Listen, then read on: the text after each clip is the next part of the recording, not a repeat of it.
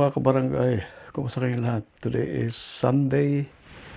The time is 1:26 in the afternoon po, mga kaibigan. Tayo po ay lalabas at susubukan natin paandarin o sakyan yung ating biniling tawag dito, e-scooter. So ito na po siya. Meron na po siyang dumating kahapon yung ating tawag doon, yung ating name plate, yung placard. Okay, so subukan natin. Fully charged po siya, 100% ang battery charge niya. Ay, kinakabahan ako But anyway, try natin. Dahan-dahan lang. Opo. So guys, see you later.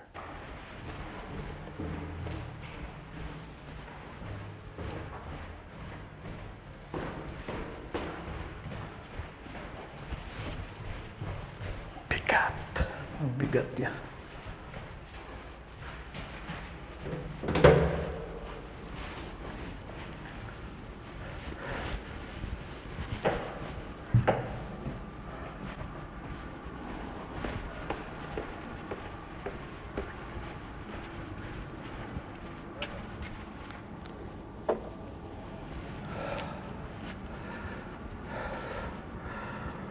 Okay guys, subukan natin.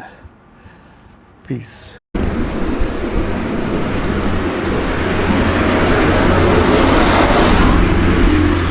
Lakad muna tayo guys kasi may mga kotse rito. Dapat doon tayo sa mga walang tao para hindi tayo maka-istorbo. Pwede na ba siyang gamitin na hindi pa sa naka-on?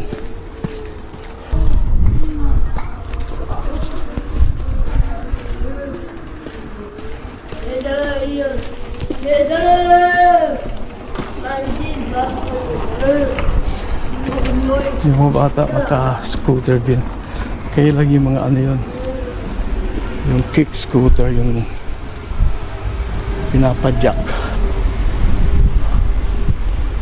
Alright guys,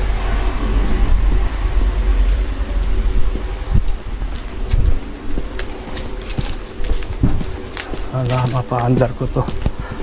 Sana mapaandar ko to mga kaibigan. Kabado ako Huwag sana akong matsumemplang kasi delikado. Daar. Kan we op te komen?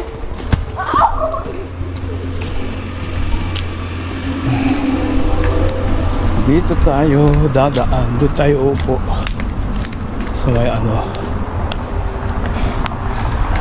sa may park, mini park.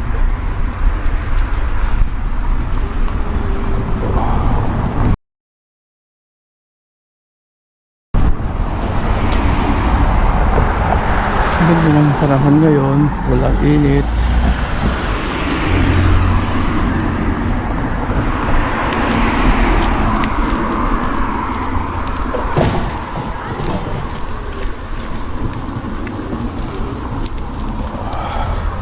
Fully charged na yung kanyang gulong at paandarin natin sa walang tao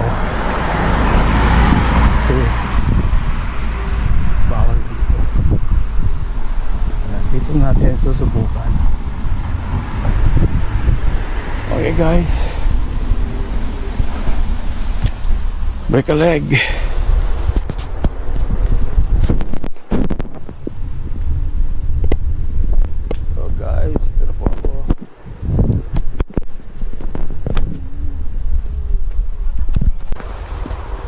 Guys, nakakatakot.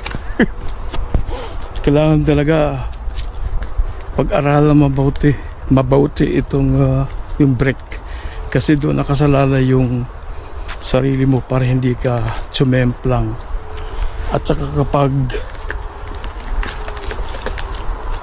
mabilis, kailangan nakaalalay din yung handbrake.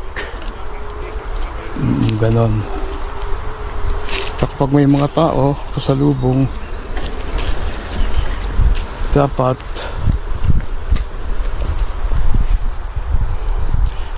nakaalalay din yung handbrake.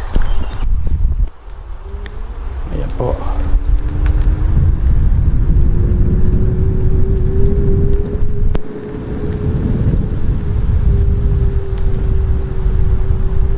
Nakatakot mag-video.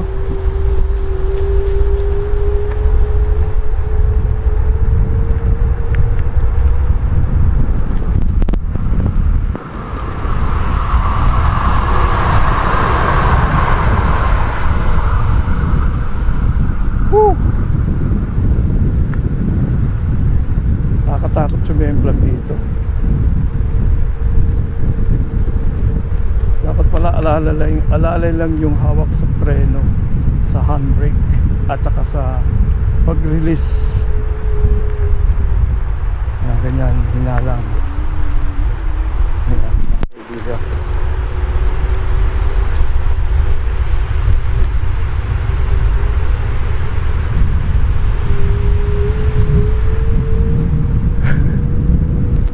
Nakakatakot. Pag may kasalubong ganyan, stop ka dapat.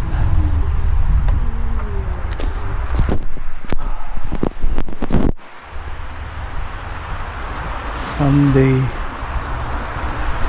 linggo-linggo ngayon mga kaibigan. Dito ako. Ang hirap. Kakatakot pala to. Sana pala di ako bumili. Pero at least nakatasan ko man lang itong. Okay, subukan natin. Yes. Ayan po mga kaibigan.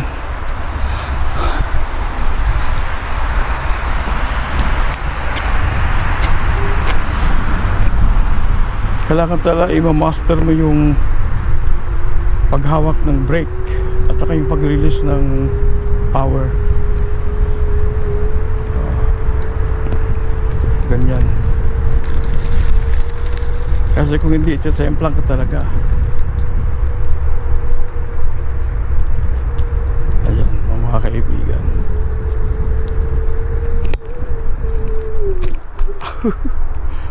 Nakakatakot.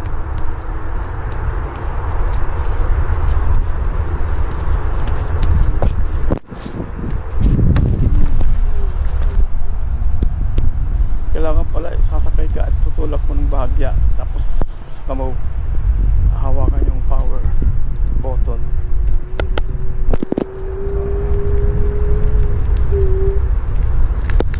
Kailangan talaga alerto. Grabe, nakakatakot.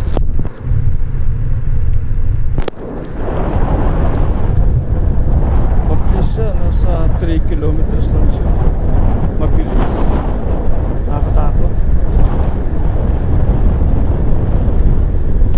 Punta tayo dito.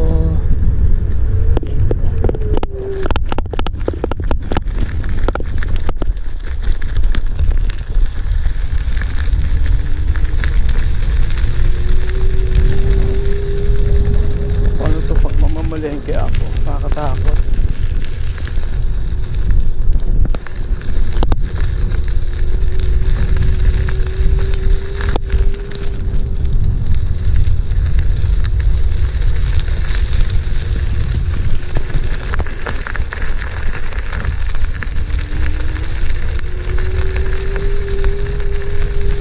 Fly me to the moon.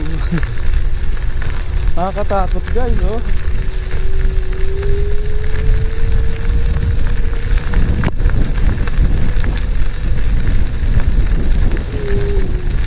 So, ayun, stop muna tayo dito.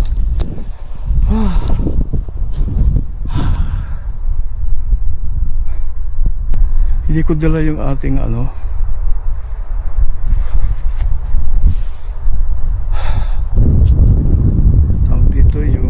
selfie stick.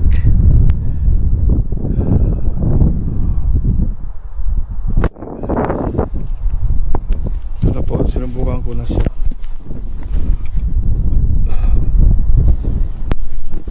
Kakatakot.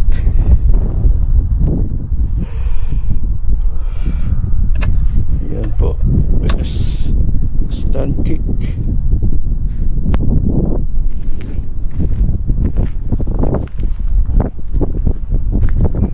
Ayan po. Ang ating scooter na nakakatakot. Hindi kasi ako sanay pa eh. Kailangan sanayin ko. Handbrake at saka kailangan kasi guys, sasakay ka muna ng bahagya tapos dito oh, sarado muna natin tapos bahagya lang to kasi once na todo mo yung ganyan, ang bilis niyang tsumemplang at umandar. Ito naman brake, halimbawa nakatodo ka, dapat naka-brake ka kaagad. Ayan po ito. Ayan. Nakatakot yung aso. Good tag. Hello. Nagbablog tayo dito nitong scooter. Maganda pa rin talaga ang bisikleta kasi meron siyang dalawang handbrake. Ito, ang bilis. Ay, nako. And you keep your eye.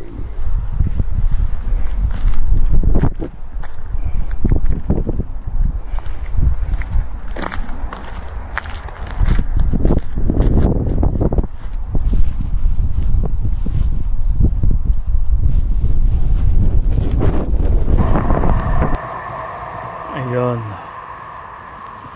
Dumala yung tren mga kaibigan. Lagi may dumadaang tren. Opo. Magbibideo tayo ulit.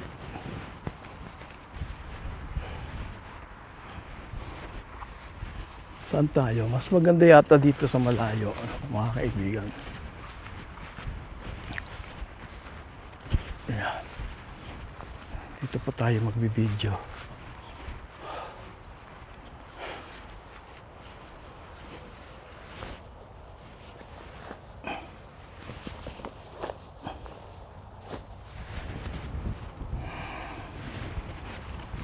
Ayun.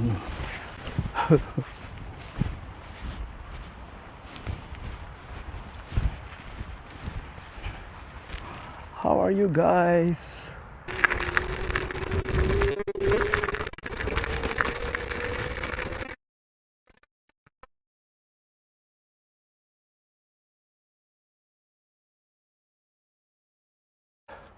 Ganda ng weather ngayon guys, oh.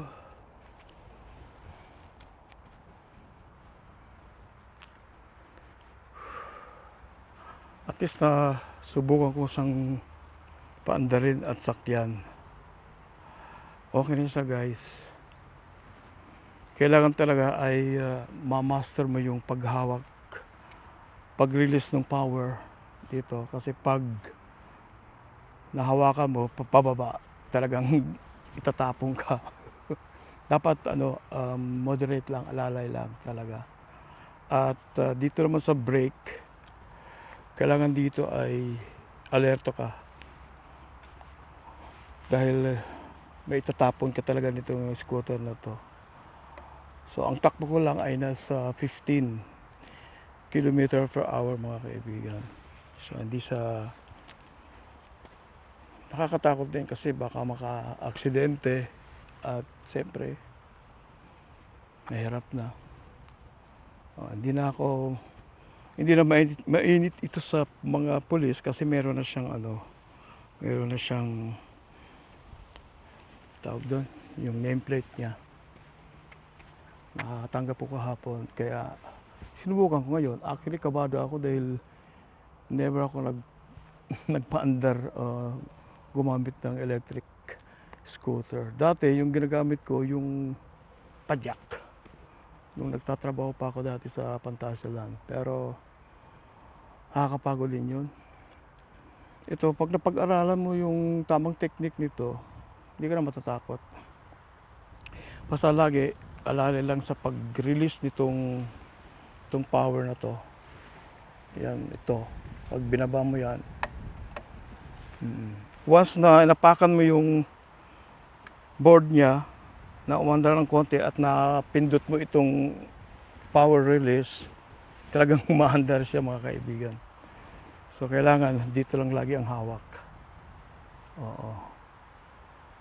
Dito lang. Sa pagitan. Wag ito, dito lang. Pero dito konti lang ang release ng power niya. Kasi pag itinodo mo yan, tatapon ka talaga. So guys, yan po yung ating new KQI 100F electric scooter. Okay, uwi na tayo.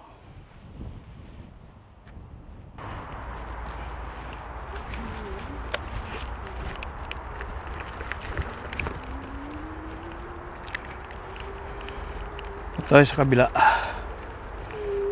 Kabilang.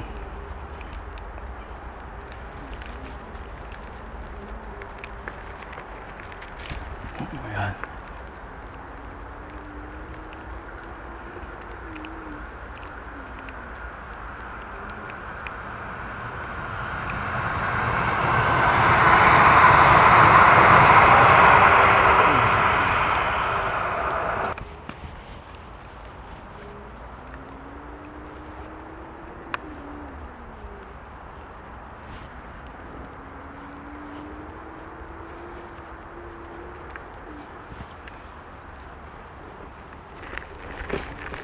Balik tayo dito.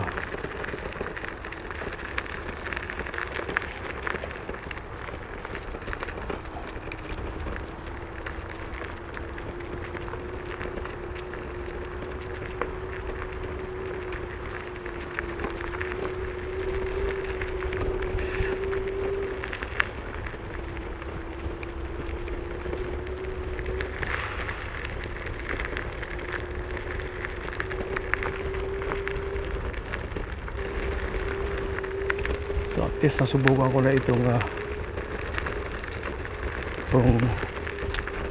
ating e-scooter, di ba?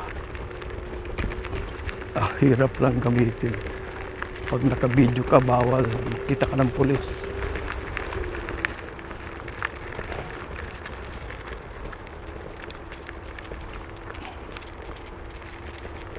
Camera. Sensa guys. Yung ibang mga kuha dito ay medyo magalaw kasi dito sa ating paghawak.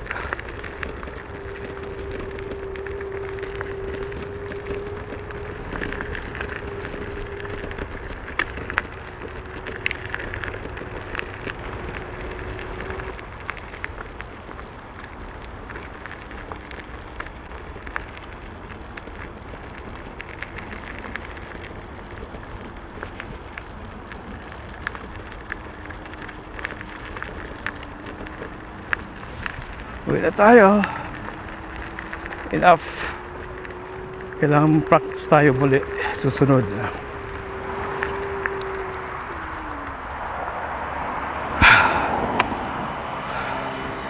Nakakapagod.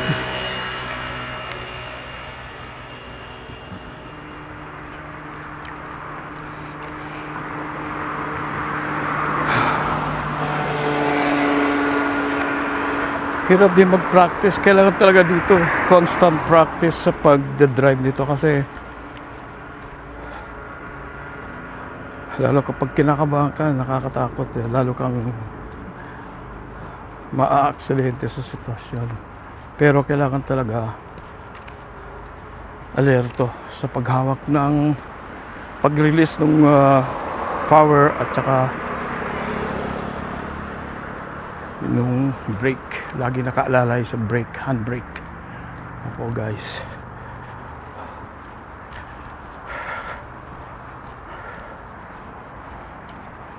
lakad muna tayo kasi marami nagbibisikleta.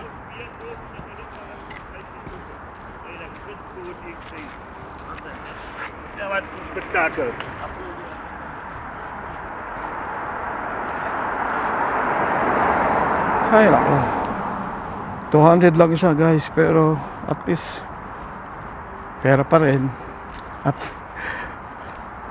gumastos tayo ng 200 plus yung 35, 235 dun sa certification insurance, 35 euro per year po yun, yearly magre-renew. And then tuloy-tuloy pag binenta mo ito, pag cover pa ng insurance, pwede pa siyang gamitin nung halimbawa bibili nito. Ayan po. Okay mga kaibigan, dami mga naglalakad.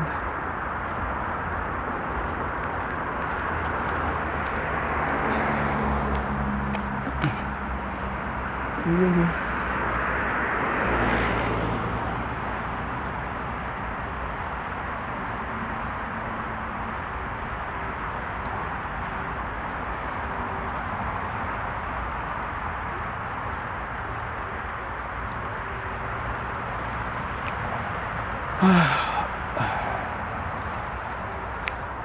Saan kaya ako punta? Alright guys.